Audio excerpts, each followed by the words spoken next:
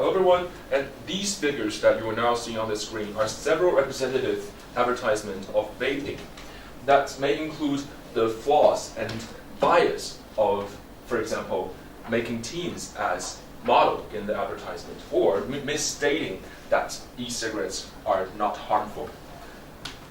So the topic that we are going to discuss today is the harmful impact that e-cigarettes is bringing to the US society. And in 1965, there is a patent published of the smokeless non-tobacco cigarette, describing it as safe and harmless means of smoking. This is the figure of the patent. And with this increasing popularity in the US, there's more than 5.66 million adults smoking the e-cigarette. And in 2021, there's 2.09 million of teenagers smoking the e-cigarette. But however, the market of e-cigarette is now increasing and is at a prosperous state. Even though the e-cigarette is kind of a success economy, it's actually bring out a lot of harmful impact to the US society.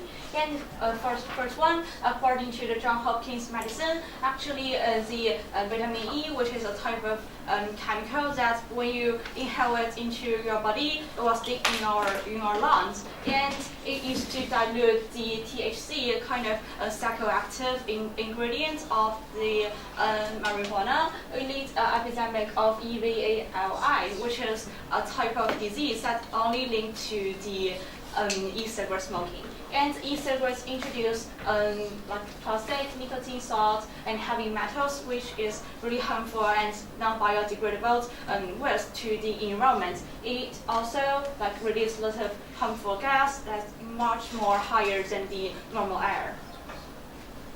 And today we are mainly we're arguing that vaping cooperation contributes to the negative impact of e-cigarette toward US citizens. And there are three main aspects. One of the cooperation. One is misleading of harmful false figure. Another is agitative content in advertisement. And the third one is the fancy design of product attract more people. And yeah. And our first reason is that misleading or unharmful or false figure of e-cigarettes. And let's look at this advertisement. It claims that e-cigarettes are healthier or a smoking substitute, or it could help you to quit smoking. It's kind of this kind of product. And but in actual, it's kind of misleading lots of people. And for the 55.5% of people that believe that e-cigarette can help them to quit the smoking. But actually, this kind of statement or perspective are not to be proven scientifically. And 16% of people think e-cigarettes is neither addictive and nor harmful, but actually 99% of e-cigarettes contain nicotine, which will be highly addictive and harmful to our brain because to reduce our ability to thinking, our moods, or our decision-making ability. And the heavy metal like nickel, lead, and chromium, which is cancer-causing chemicals. And the asthma and COPD are two types of disease that e-cigarettes will bring to us. And so, although e-cigarettes is less harmful than the traditional cigarette, but it actually still have some serious impacts, and it doesn't help people to quit smoking. On top of that, our group also concludes that agitative content of advertisement will lead to more popularity and more addicts. Of these advertisements you are seeing, whether it's flamboyant content or using teen as a model, those are all of the agitative advertisement that may lead to more popularity and addicts. So first advertising strategies are using young generations as model. That will increase the acceptance of electronic cigarettes, making more people willing to try these cigarettes and become addicted to it. And secondly, there's advertising strategies of using flamboyant content using these kind of flamboyant content, let's see these pictures depicted. So that may generate curiosity to people, and making more people to like smoking those cigarettes. And third advertising strategy is using celebrity as endorsement.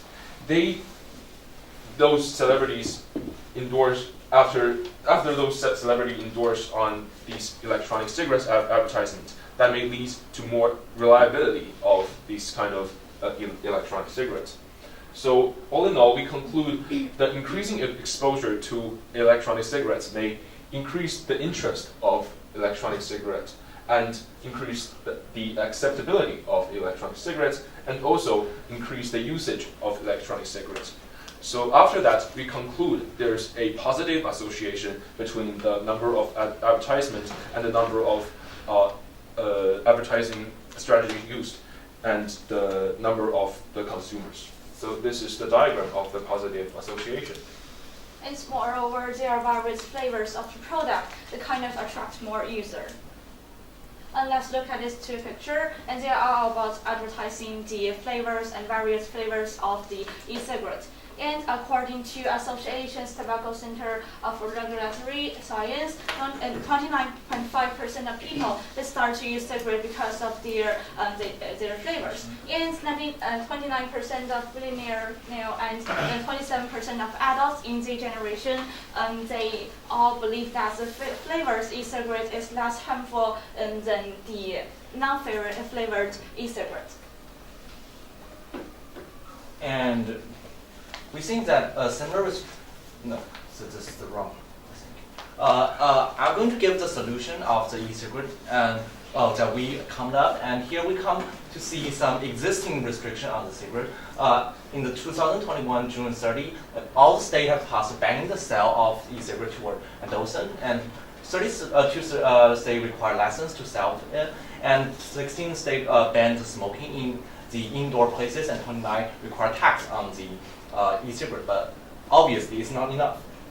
And here we give three solutions. One is using the celebrity to advertise anti-vaping advertisement toward people and make people know about the harmful of the e-cigarette. And the second is that to cut down all the fancy designs that could be agitative toward our people. And the third solution is that put more restrictions on the hidden meaning of the advertisement.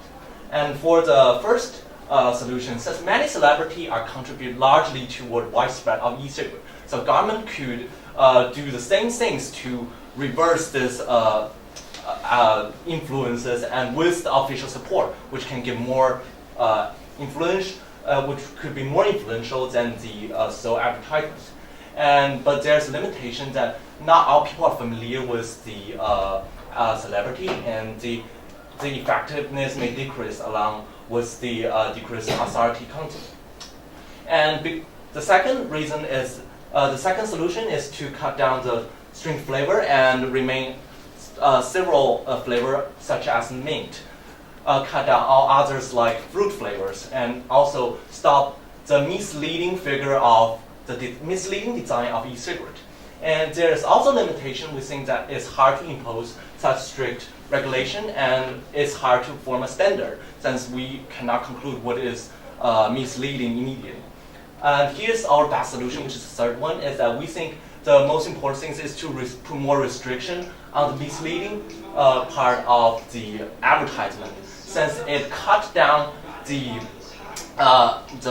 origin of why people will have misunderstanding toward e-cigarette, because most people have this have harmless misunderstanding to e-cigarette because of the misleading advertisement.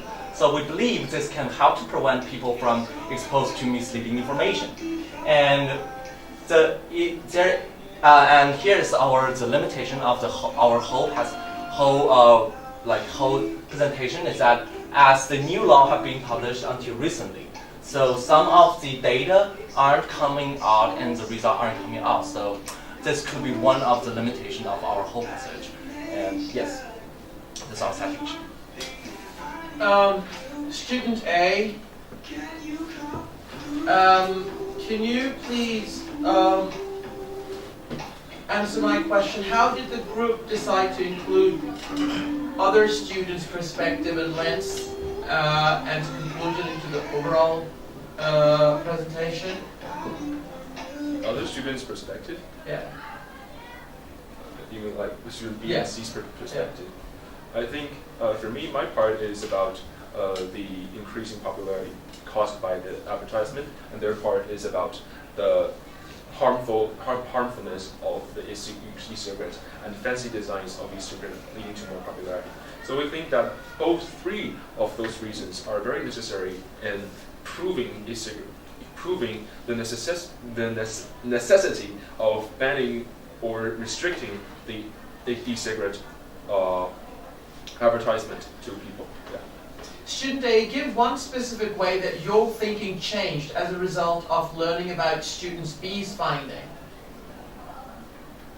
So students B finding is all about the third reason of the fancy design of the e-cigarette, and also includes the legislative lens of the our solution. So by learning about the legislative lens of e-cigarettes, I can better have a deeper research into what the advertisement is now increasing the popularity of e-cigarettes. Student C, what is a way in which your team's resolution makes you think differently about your own individual research? Okay, so the first I researched on the harms, how the e-cigarette is harmful, and I think as such harmful stuff, people with simple advertisement, people can know that this is harmful and not addicted to it and not get access to it since it contains nicotine and those addictive things. But when their research come out about how the fancy design attract people and how the advertisement change people's mind, give misleading information, I came out that not all people are aware of this harmful things is harmful. So I used to think most of people are quite aware, but they are just accepting themselves towards the harmful stuff. But now I'm thinking that they might even know these things is harmful. Yeah. Thank you.